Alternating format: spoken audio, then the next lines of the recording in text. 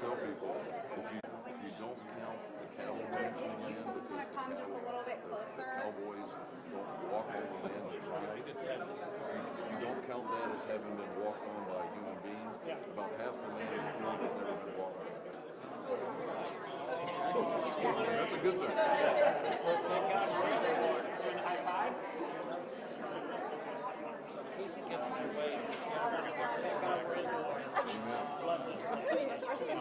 Hey, we're going to connect the wildlife corridor. We're going to connect it. We connected from the Keys all the way to the Panhandle. Yep. That's okay. That's why I have 2 feet. Because you step on the line. With your fancy Italian shoes. Who are you anyway? I'm Representative Rick Roth from Palm Beach County. So we know that we don't.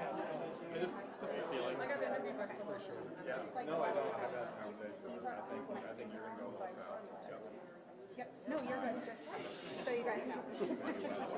Sorry. No, this is off my just so everybody It's going to work out so well for you.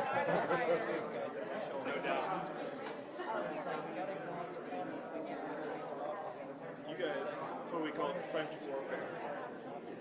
Down in the trenches. Is this guy with you? Is he a board member? He's kind of acting like one. He's our commander.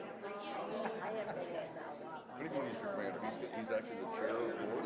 He's not the chair. But he's still the commander. When he speaks, it's like the whole room just gets your city cameras.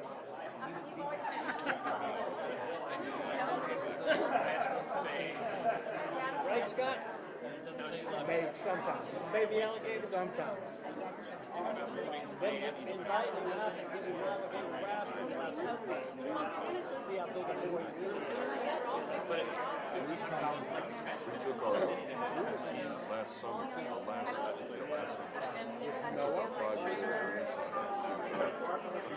think they call it, is it alligator? How are you? Good to see you. I like that pen. Where's that from? He had so much fun. Gotta hook it up. My Florida sideways. Did I just New York my Florida? We won't let that happen. Don't worry. Called that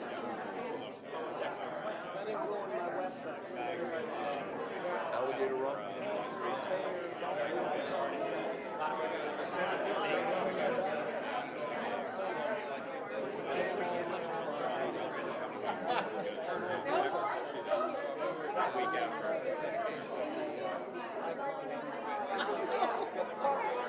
So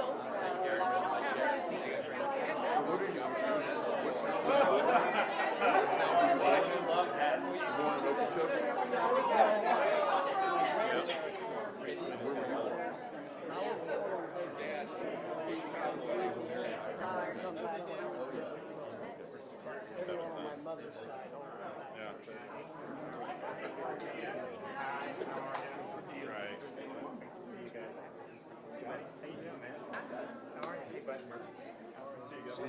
See you guys.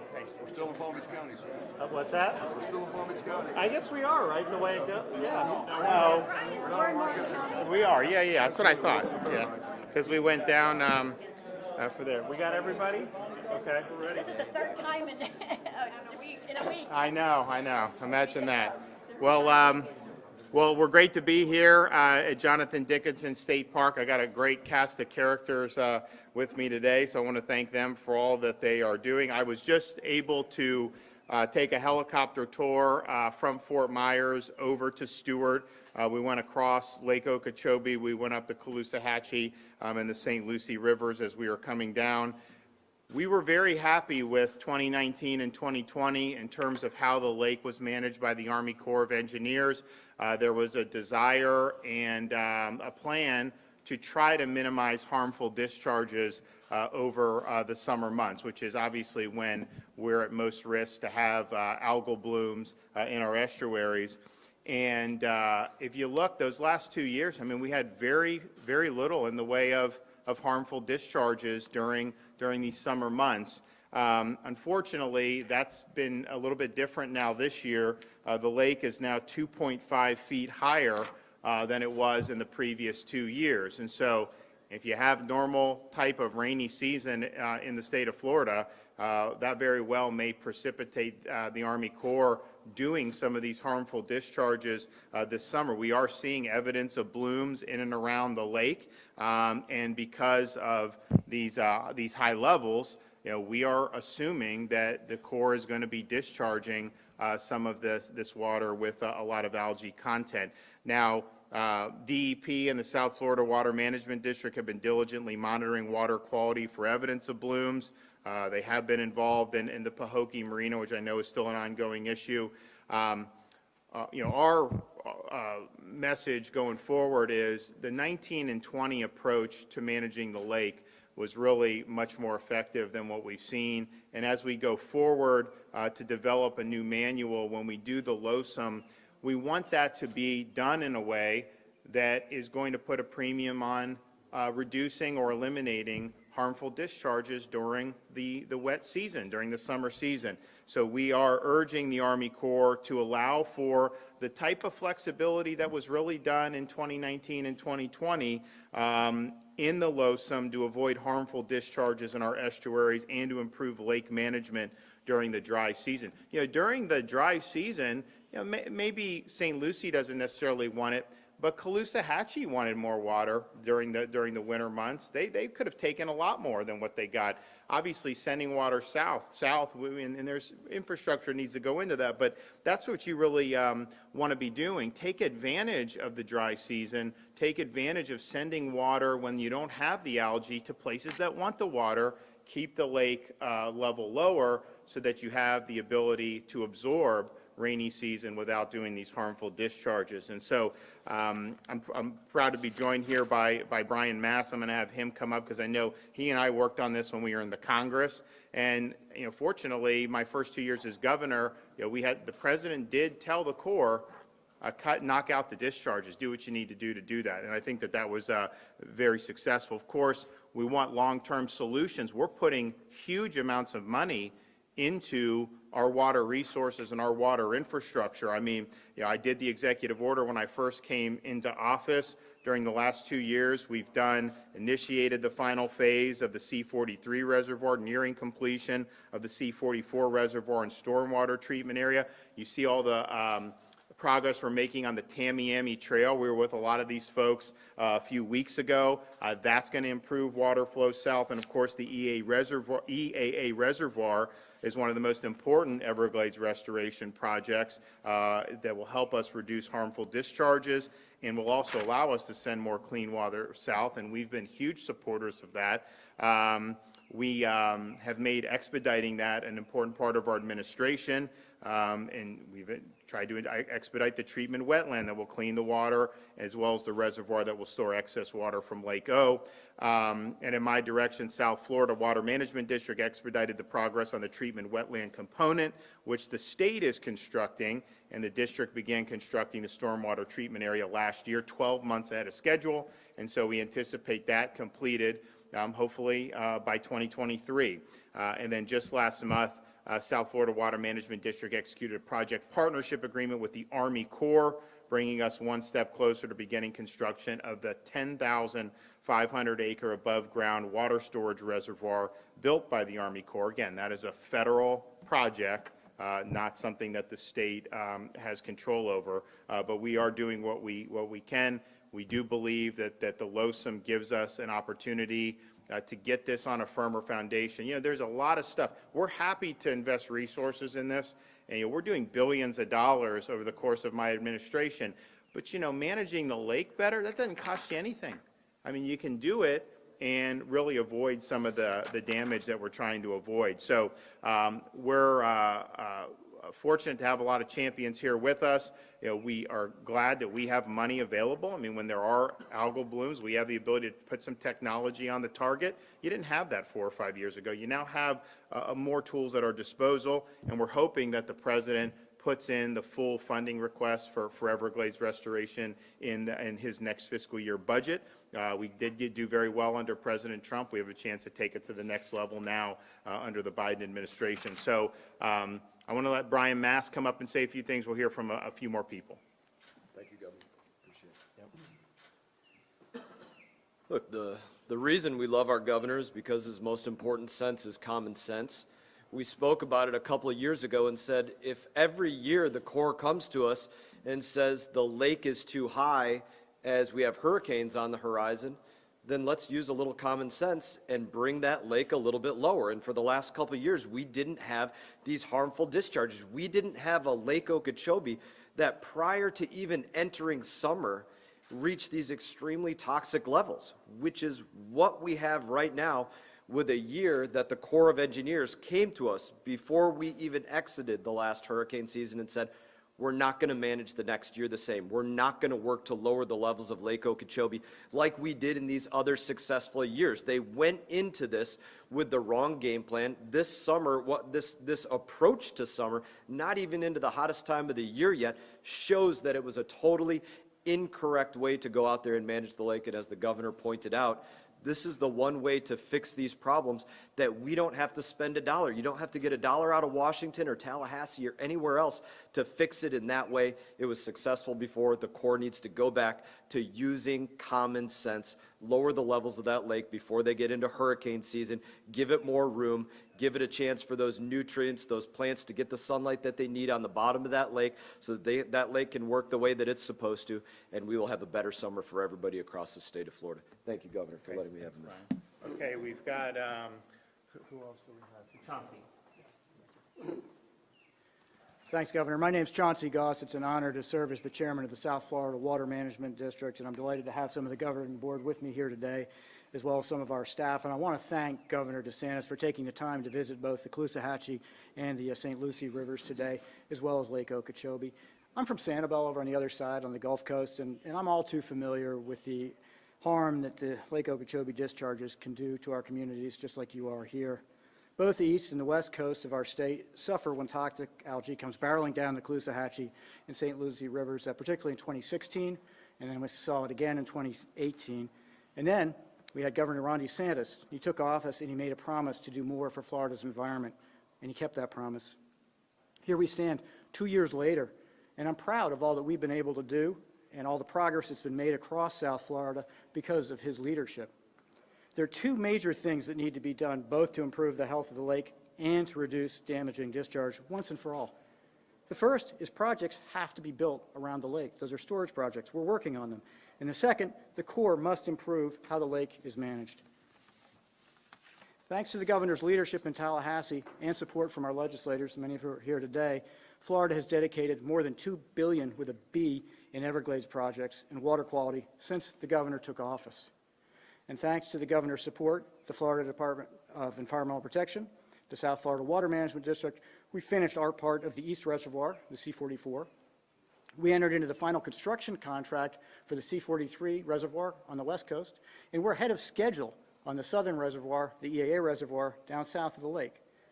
That being said, to really realize the benefit of all these projects, the Corps needs to improve how it manages Lake Okeechobee.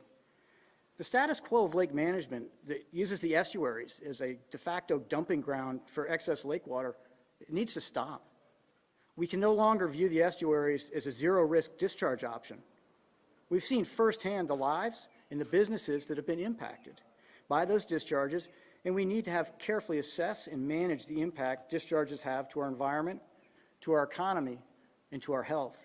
Fortunately, right now, the Army Corps has a great opportunity to move away from the problems in the past, a past in which our estuaries were frequent victims of discharges from Lake Okeechobee, a past in which our economies really suffered, and a past in which the estuaries, the Everglades, and Florida Bay all simultaneously suffered from a lack of water. So we stand with the governor today, and we urge the Corps to prioritize protection of our communities, estuaries, and the Everglades. Today, Lake Okeechobee is too high, as the governor just mentioned. We're bracing for what this summer is going to bring. And at the Water Management District, we're taking every opportunity we have to lower lake levels. We're moving as much water south as we can, and we're expediting the projects that we can. And while we keep our foot on the gas, we're not going to let up on our long-term efforts to build more storage around the lake. We're working on that hard, and we're going to send water south as it's needed. And with this governor in Tallahassee, I know that Everglades restoration is only going to continue to speed up. I want to thank Governor DeSantis for prioritizing Florida's environment, because the Treasure Coast, because Southwest Florida, and for our communities like Stuart and like Sanibel, where I'm from, our environment really is our economy. So thank you very much, Governor. And now I think Mr. Eichenberg. Okay. Thank you, Chauncey. Eric Eichenberg with the Everglades Foundation. Good afternoon. This is another great moment for the Everglades, for Everglades restoration, for the importance of our environment here in Florida. I'm privileged to be here with many champions of the Everglades, but importantly, the governor and Congressman Mast, who are both committing themselves to making a difference as it relates to the various issues that we continue to deal with. The governor made it very clear, this is infrastructure. We are investing billions of dollars in infrastructure under the governor's leadership, and with the legislators that are here today, we're seeing record funding coming out of Tallahassee. Money that in the past was only a dream, but it is now a reality. And when those dollars are being spent to bridge roads, to build reservoirs, to remove barriers of flow that have plagued the Everglades in this state for decades, that's what leadership is about. And this is another critical moment as it pertains to where we sit. There's algae in the water. The governor saw it on the flyover today. But there is a process that's underway that the public is not familiar with, this LOSOM process, the management of Lake Okeechobee.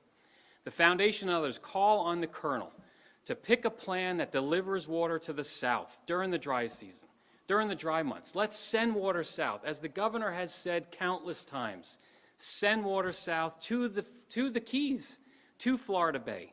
That water recharges the aquifer, nearly 9 million Floridians. The water supply is the Everglades. And then in the wet months, when we have the ability to raise the lake and avoid these harmful discharges to your constituency and to those on the West Coast, that's the balancing act that has to happen. Equitable distribution of water, a balance of water. Under this governor's leadership, we're going to get there. Okay, Noah. Thank you, Governor.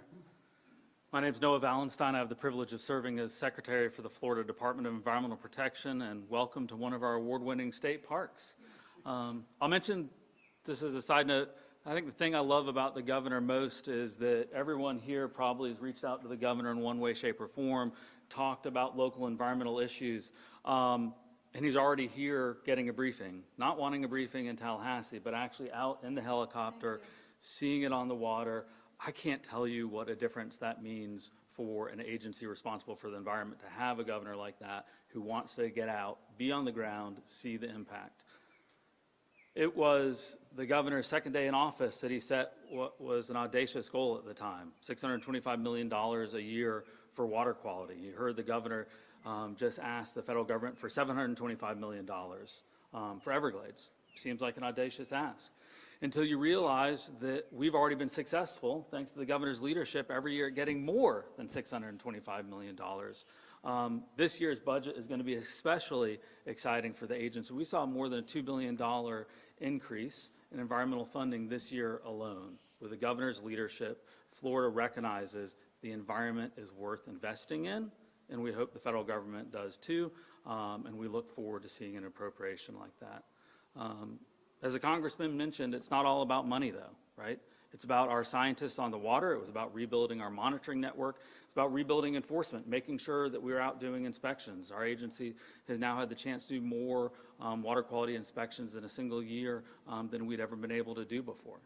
And again, it's also not about our inspections and about funding. It's about managing the lake. It is wonderful to have a governor that cares about the environment and who can make the call to say, please deviate from how you've done things in the past. Think common sense. We can't have harmful discharges. Certainly, we can avoid having harmful discharges, still protect our environment, still protect our economic growth. We can be different. You've seen that. As everyone has pointed out, 2 years, you saw that demonstrated right in front of our very eyes. And so the most important thing I see and so much appreciate the governor's support is to embed that in how we operate the lake in the future, how the Corps operates and sets a regulation schedule for the lake. That process is ongoing right now. Doesn't always seem like the most entertaining thing to talk about a Lake Okeechobee system operating manual or a lake operating regulation schedule. But what that means is that if we get it right, what the governor has asked for before is built into the books and will happen automatically, and that we'll have a system operating the way it should. So Governor, thank you so much for your leadership. Great. And, you know, we think this is an opportunity to really you know, have a framework in place for the Corps that brings more certainty to Florida's coastal communities. Also recognize, you know, when the man did this engineering way back in the 30s or decades ago, you know, they've now created situations where this is not normal the way this water is discharged from Lake Okeechobee. And we will always have to be cognizant of water quality issues in Florida. That is going to be an issue. We obviously are building more infrastructure to address it, investing in technology. When you have this sheer quantity of water that can be dumped into these estuaries, I mean, it's just something that, you know, that really overwhelms, you know, certainly the state's ability to mitigate. And so that's why we think 2019 and 2020, all in all, were successful seasons. With the way the lake was managed, minimized harm for Florida communities. With the lake at the level it is now, you know, we're really concerned and bracing for the Corps to discharge. And that's not, we think, the way we want to go forward. And so if we can get these LOSUM in a situation where it's having flexibility, recognizing the harm that these discharges cause, what it means for different parts of Florida, I think that we will be in much, much better shape. And really, if they just had regulations that reflected the practice from 19 and 20, I think, Brian, you would accept. I mean, you know, there really was an effort to look at this more holistically. So that would be our goal. That would be our request. And we're totally willing to invest the resource. We've already proven that. I mean, 3 budgets in a row, we've had really outstanding budget passed by the legislature that had a lot of money for water quality and water resources. We're going to keep doing that. But so we've got skin in the game, but the federal government's got to do their part, and we've got to have better management. I think if we can get there, I think Florida will be better off.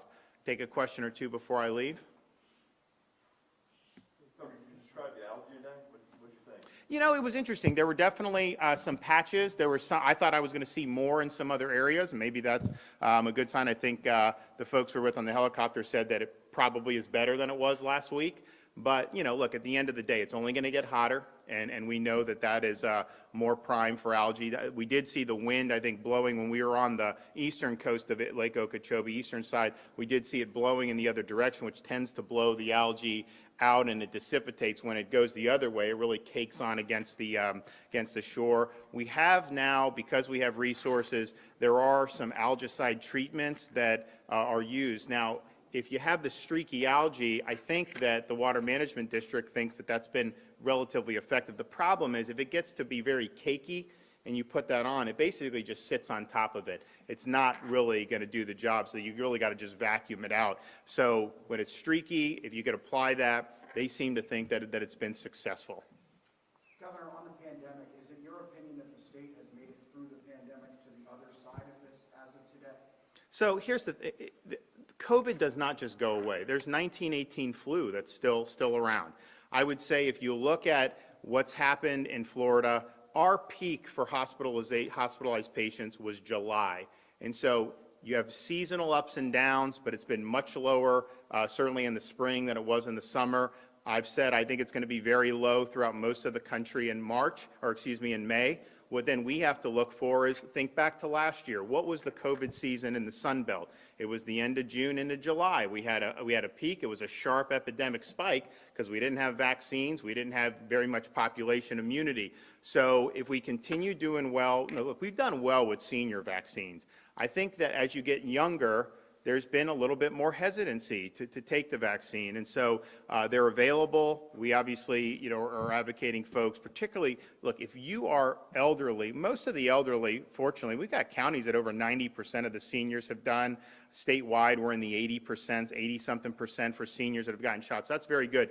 If you're not 65 and older, and you have certain health conditions that COVID really can exacerbate, you know, any type of lung problem, obesity, some of these key indicators, even if you're under 65, you know, this really will be worth doing. It will help protect you. And so I think as we get into June, and towards the middle end of June, I think you will likely see the Sun Belt have a more prevalence than we're going to have in May. I think that this has been a pretty consistent pattern, but that will definitely be mitigated by the vaccination immunity and the population immunity through infection. And so it's going to be something that is never going to go to zero. Fortunately, we have vaccines that are readily available. We have monoclonal antibody treatments, which have been pretty doggone effective as well. So I think it's just in a much different posture than where we were. When we were a year ago, you know, it was very low in Florida in May, but, you know, we knew it wasn't over. We knew something. Now, if you had asked me, when do you think you'll see it? I thought it was going to come back more in the fall than in the summer. The entire Sun Belt went in the summer. So look as we get into the middle of June, towards the end of June, beginning of July, to see an increased prevalence. But I think that clearly, because of the great vaccine work and the fact that you do have more immunity, I don't think you're going to see the number of hospitalized even come close to what we had last July. I think we had about 9,500 patients being treated for COVID at our peak. I think now we're like 2,700. And if you look at the hospital census, I think we're probably as low as we've been since last November. And I think the part of that's seasonal for sure, but I do think part of that is for the vaccine. So for seniors, I think it's been really, really positive, and I think a lot of seniors feel really good about going out and living their lives. And if you look at the data from CDC on this, I mean, really has been very high performing. Johnson & Johnson, look, I think it's done well. I know you had the hiccup, and I know that some people lost confidence in it, but at the end of the day, I think that was not handled well. You always have something that could happen with these things. That should be put out. Everyone should get that information, and you should make decisions. But certainly, you know, I think on the whole, it's been very effective. And of course, a lot of people are still doing the Pfizer and the Johnson & Johnson. So just there's never going to be a time where there will be zero COVID in the world, because you look back. Pathogens that were here 100 years ago are still here, but obviously we're in a much better place to be able to deal with it. I think the chance of hospitals being overwhelmed is functionally zero here in Florida and anywhere in the United States, and that's, remember, that was the whole basis for doing the 15 days to slow the spread, was because they said all the hospitals, you know, you'd have thousands of people that wouldn't ever be able to have hospital beds in all these cities in the United States. Fortunately, that never happened. That never came to pass. And if it didn't come to pass when there was no vaccine and no immunity, I think the chance that would come to pass going forward is pretty close to zero. So no, it doesn't go away. People just need to understand that. Yes, you have the ability to protect yourself, and yes, clearly, our hospital infrastructure is going to be more than adequate to deal with whatever happens going forward. Thanks, everybody. Thank you. Thank you. Thank you. Thank you so much. Appreciate it. Doing okay?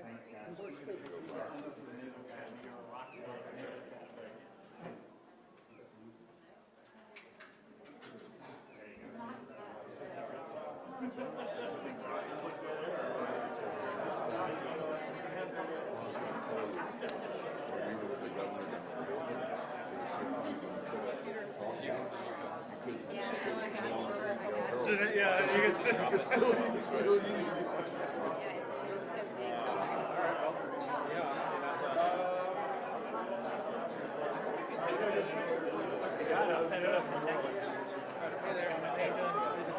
I don't know if you shake or what.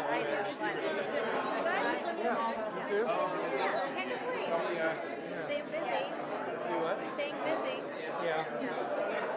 It's like the worst thing on the planet. Yeah, 'cause you never see anybody. Yeah. Well, and they think they can take a bite out of your day, an hour out of your day, and just, you know, oh yeah, we'll zoom tomorrow. Now you have 14. Yeah. Now you have 14 too. You want to send you that picture? Yeah. 772-263-0025.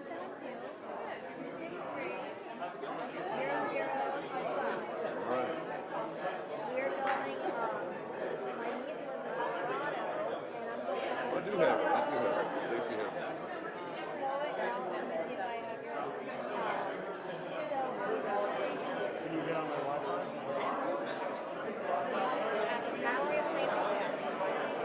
get you one of those. I'm gonna talk to my boy out. So